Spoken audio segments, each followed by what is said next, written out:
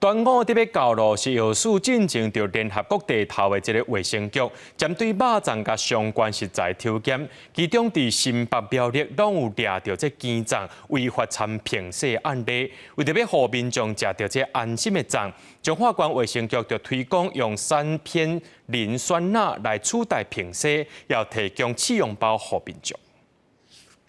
台湾人五日节爱食粽，市面上的肉粽800款。是药署进行联合国地方的卫生局，针对肉粽甲相关食材抽检，中法官无验到违规行为，但是卫生局提醒，若想要买鸡粽的民众，爱特别注意有违法滥冰洗无。较古早可能想讲鸡粽要互伊不要粘粽叶啊、较 Q 吼，可能会用那个冰洗吼，但是咱的冰洗对咱人体是健康是有危害的吼。即摆法规是袂使用的。您想要让米可以有这个保水性吼，咱会使有这种合法的3片磷酸钠吼。冰洗若食到多，有可能会排腹肚，若严重的话，甚至会昏迷。根据食品安全卫生管理法规定，违法滥冰洗，上重会判7年以下有期徒刑，佮爱罚8,000万以下的罚金。中华关卫生局表示，若要做鸡粽的话，卫生局有提供合法的添加物，民众有需要拢会当摕回去试用。